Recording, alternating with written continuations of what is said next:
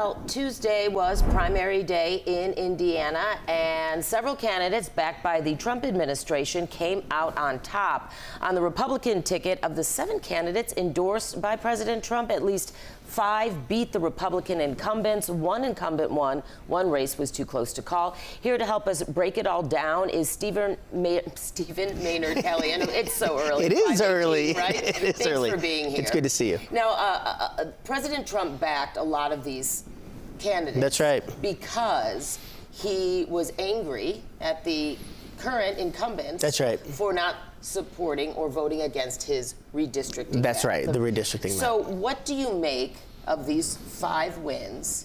What does it tell us about the state of the Republican Party in Indiana? We know who the boss is. I mean, it really is interesting that you have a president of the United States, especially at a time of war, but really at any time, influencing state Senate races. I mean, and this isn't for control of the state. Like in November, it's one thing. If you thought it was for control of the Senate, this is primarying people in his own party just to send a message that they need to do what he says. So it was really powerful, and I was surprised that there's so many won, to be honest. I thought some of the voters would push back because the voters in the state of Indiana didn't want that new map, and that's why those legislators, the Republicans, voted against it.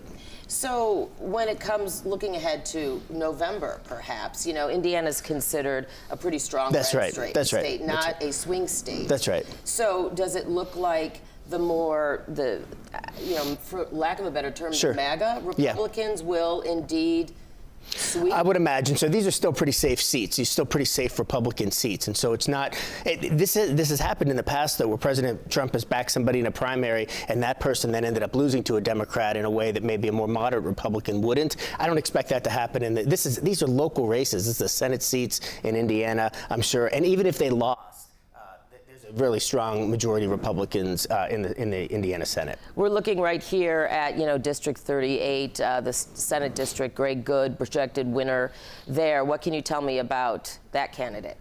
I don't know very much about Greg Good in particular, to be honest. I think that a lot of these folks, because they're local races, right, they don't have national attention. Right. And so there was outside money brought in here. And I think it really brings us to this point about what's a conservative? What does the Republican Party stand for today?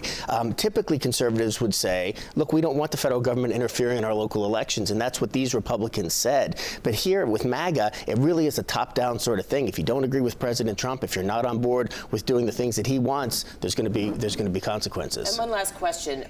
Sometimes there's a big difference in the way people vote for their state representatives and senators versus how they might potentially vote for Congress. Yeah. And what do you see? Well, which was another, and this is really at the heart of it, right, is that even if they redrew the maps, they might have squeezed out another Republican district or not, but there's the delegation from Indiana is overwhelmingly Republican anyway, and so that's not going to change. And I think that the folks in Indiana said the same thing. It's like, well, we're not supposed to do this in between census, right? We do this after a census. We redraw districts, and even when you do, you typically, you restrict yourself a little bit, but there was none of that. And that's such an ongoing conversation right now about redistricting. Very much so. With the Supreme Court case last week that weighs in on this too. Exactly. Yeah. Stephen Maynard Caliendo, thank you so much for this conversation. Sure. We'll be back talking with you at 6 o'clock, and as always, we really appreciate it, and we'll talk a little bit more about money at that point. Sounds good. All right. Perfect. We'll see.